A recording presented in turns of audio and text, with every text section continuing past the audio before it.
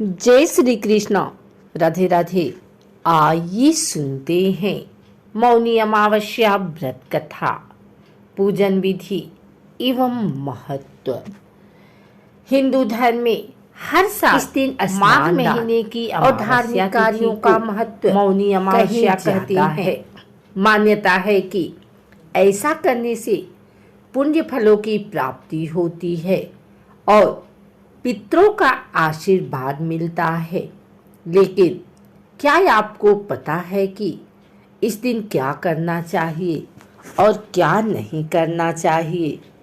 जानने के लिए सुने यह पूरी कथा। इस दिन विशेष रूप से व्रती लोग मौन व्रत रखते हैं और एकांत में बैठकर मौन रहते हैं। इससे वे अपने मन को शांति और ध्यान की अवस्था में ले जाने का प्रयास करते हैं। व्रती लोग भगवान शिव और पार्वती माता की पूजा करते हैं। शिवलिंग की पूजा, बेलपत्र का अर्चना और भगवती पार्वती का स्मरण करना उचित है। इस दिन व्रती व्यक्ति अपने मन को शुद्ध करने और आत्मा को अपने साथ संवाद करने के लिए ध्यान और मनन करते हैं। मौनी अमावस्या पर दान करना भी अच्छा होता है। ब्राह्मणों, गुरुजनों, यतियों और गरीबों को दान देना शुभ माना जाता है। कुछ लोग इस दिन तीर्थ स्थलों की यात्रा करते हैं और पवित्र नदियों में स्नान करने का प्रयास करते हैं। मौनी अमावस्या पर क्या नहीं करें? मौनी अमावस्या के दिन व्रती लोगों को बहुत बोलना नहीं चाहिए। वे मौन रहकर अपने मन को शांति प्रदान करने का प्रयास करते हैं। व्रती लोगों को अनादर पूर्वक बातचीत नहीं करनी चाहिए और धार्मिकता में रहना उचित है। मौनी अमावस्या को अशुभ माना जाता है, इसलिए इस दिन किसी भी प्रकार की अशुभ क्रियाएं नहीं करनी चाहिए। आइए सुनते हैं मौनी अमावस्या व्रत कथा। पुराणों के अनुसार कांचीपुरी में एक ब्राह्मण रहता था। उसका नाम देवस्वामी था तथा उसकी पत्नी का नाम धनवती था। उनके 7 पुत्र तथा एक पुत्री थी। पुत्री का नाम गुणवती था। ब्राह्मण ने 7 पुत्रों का विवाह करके बेटी के लिए वर खोजने अपने सबसे बड़े पुत्र को भेजा। उसी दौरान किसी पंडित ने पुत्री की जन्म कुंडली देखी और बताया, सप्तपदी होते होते यह कन्या विधवा हो जाएगी। तब उस ब्राह्मण ने पंडित जी से पूछा, पुत्री की इस वैधव्य दोष का निवारण कैसे होगा? पंडित ने कहा, सोमा का पूजन करने से वैधव्य दोष दूर होगा। फिर सोमा का परिचय देते हुए उन्होंने बताया, वह एक धोबिन है। उसका निवास स्थान सिंघल द्वीप है।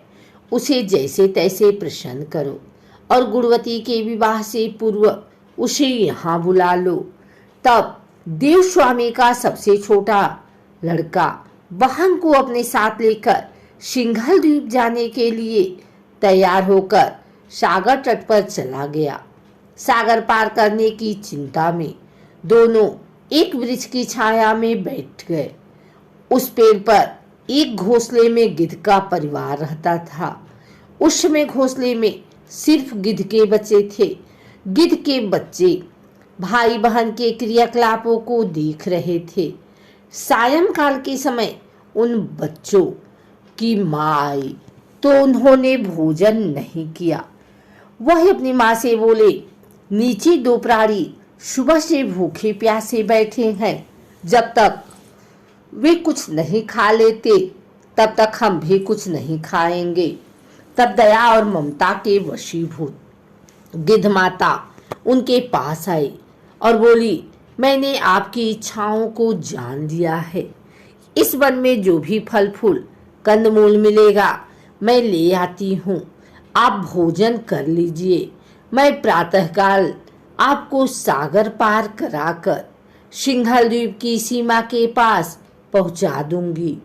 और वे दोनों भाई बहन माता की सहायता से सोमा के यहाँ जा पहुँचे। वे नित्य प्रातः उठकर सोमा का घर झाड़कर लीप देते थे।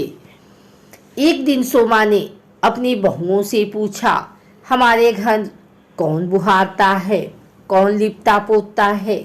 सबने कहा, हमारे सिवाय और कौन बाहर से इस काम को करने आएगा। किंतु सोमा को उनकी बातों पर विश्वास नहीं हुआ। एक दिन उसने रहस्य जानना चाहा। वह सारी रात जागी और सब कुछ प्रत्यक्ष देखकर जान गई।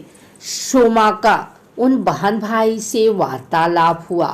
भाई ने सोमा को बहन संबंधी सारी बात बता दी। सोमा ने उनकी श्रम साधना तथा सेवा से प्रसन्न होकर उचित समय पर उनके घर पहुंचने का वचन देकर कन्या के वैधव्य दोष निवारण का आश्वासन दे दिया। मगर भाई ने उससे अपने साथ चलने का आग्रह किया। आग्रह करने पर सोमा उनके साथ चल दी। चलते समय सोमा ने बहुओं से कहा, मेरी अनुपस्थिति में यदि किसी का देहांत हो जाए तो उसके शरीर को नष्ट मत करना, मेरा इंतजार करना। और फिर सोमा बहन भाई के साथ कांचीपुर पहुंच गई। दूसरे दिन गुणवती के विवाह का कार्यक्रम तय हो गया। सप्तपदी होते ही उसका पति मर गया। सोमा ने तुरंत अपने संचित पुण्यों का फल गुणवती को प्रदान कर दिया। तुरंत ही उसका पति जीवित हो उठा। सोमा उन्हें आशीर्वाद देकर अपने घर चली गई। उधर गुणवती को पुण्य फल देने से सोमा के पुत्र जमाता तथा पति की मृत्यु हो गई। सोमा ने पुण्य फल संचित करने के लिए मार्ग में अश्वत्थ पीपल वृक्ष की छाया में विष्णु जी का पूजन करके 108 परिक्रमाएं की। इसके पूर्ण होने पर उसके परिवार के मृतक जन जीवित हो उठे। निष्काम भाव से सेवा का फल मधुर होता है। इस व्रत का यही लक्ष्य है। अगर आपको हमारी वीडियो अच्छी लगी हो तो इसे लाइक करें, कमेंट करें, शेयर करें। हमारे चैनल को सब्सक्राइब करके बेल नोटिफिकेशन ऑल पर सेट कर लें ताकि आगे आने वाली वीडियो सबसे पहले आप तक पहुंच सके। धन्यवाद।